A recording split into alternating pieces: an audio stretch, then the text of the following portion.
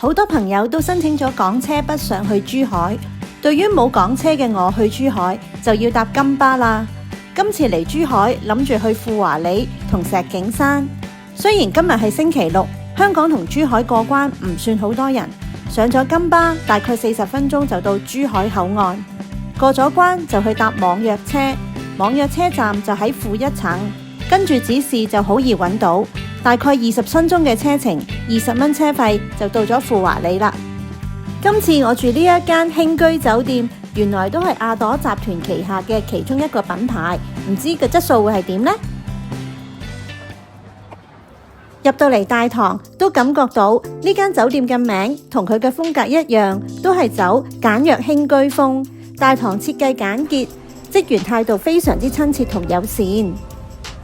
設施方面，佢只有大堂位置有早餐區同宵夜區，同埋洗衣房，就冇其他啦。準備上房之前，佢哋仲送咗2杯茉莉鮮奶俾我哋飲添。今日我哋嘅房間係喺6樓，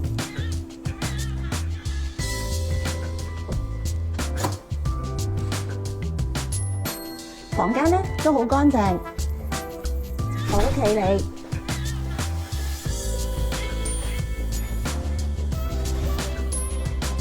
今次我呢個房型係乾濕分離嘅大床房，大約220平方尺，房價大概係400蚊。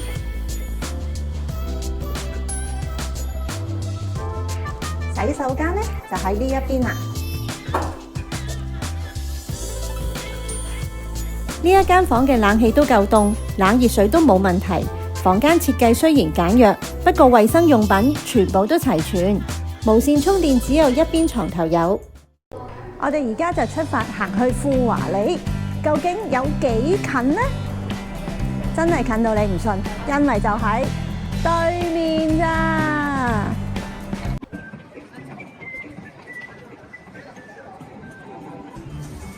富華里啲街道係用動物命名嘅，有啲叫做牛街、馬街、雀街、象街咁，好得意㗎。呢度除咗有好多食肆，又有得行街之外，最主要係有好多打卡位可以俾大家影相。幻影天地影城可以睇戲㗎。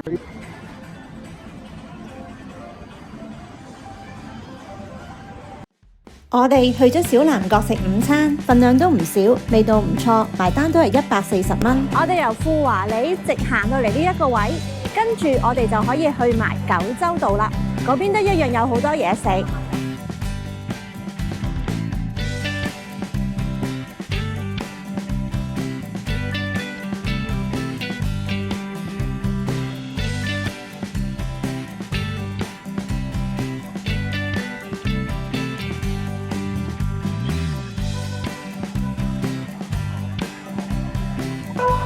隧道除咗人行，仲有車行㗎。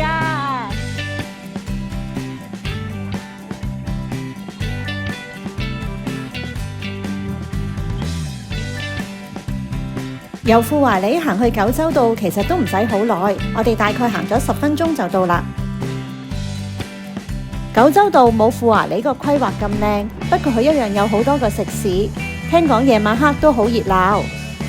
有朋友知我要嚟珠海，就介紹我去果然好味燒烤牛肉試下。佢有4間分店，店鋪都好大，環境裝修都好好。烤肉係用炭燒嘅，份量唔錯，價格合理，不過唔係必食系列。如果路過可以試下，唔使特登揾嚟食。夜晚黑嘅九洲道果然好多人，熱鬧好多。尤其呢一間也是大排檔，排晒長龍，應該好好食，有機會都要嚟試下。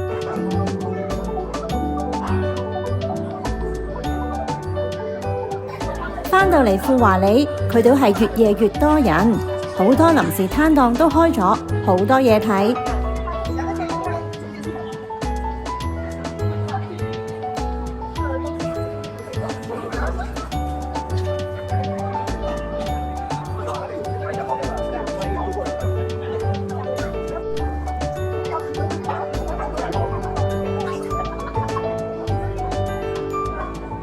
仲有啲朋友喺度 busking，佢仲歡迎大家點唱，好好聽㗎。更是我煎拿，埋没的非要上，灵魂单枪非要撞，是不是内心希望透过旋流就会让另一邊仲見到有滑板場，有好多朋友仔喺度玩緊滑板。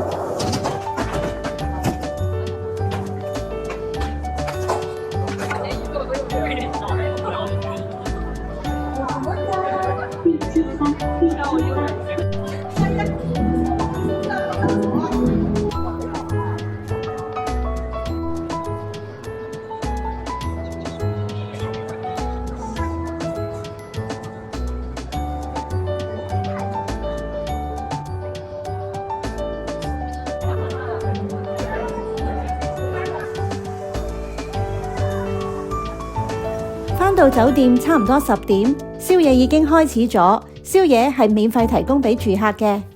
咁啊，睇下有啲咩嘢食？有包，最主要咧，佢就係有粥。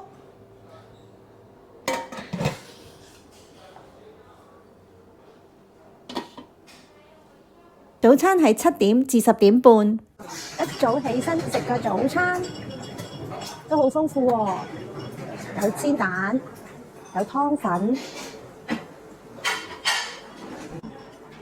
蛋糕、水果，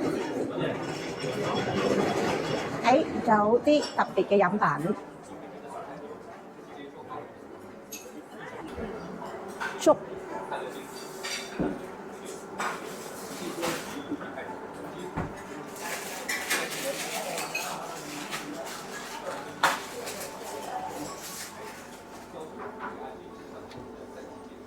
薄餅啊！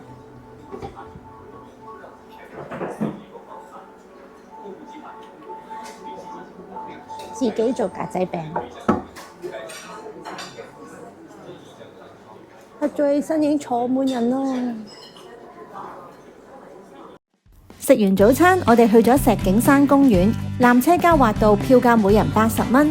大家嚟石景山可以遠遠咁望到日月貝，好多人嚟打卡影相。我最想玩滑道，點知人山人海，要排成個鐘，唔想等，所以坐返纜車落山。從山上望落去海濱公園，沙灘啲風景好靚，好多人喺度放風箏，可能今日係星期日啦。返到富華里，我哋去咗文興酒家飲茶，叫咗4個點心，埋單80蚊，食埋就返香港啦。今次嚟珠海感覺唔錯，可能天氣仲未算好熱，都好舒服。諗下下次去邊度先？如果鍾意我呢段片，歡迎大家 like、comment、share 同 subscribe 我個 channel 啦〜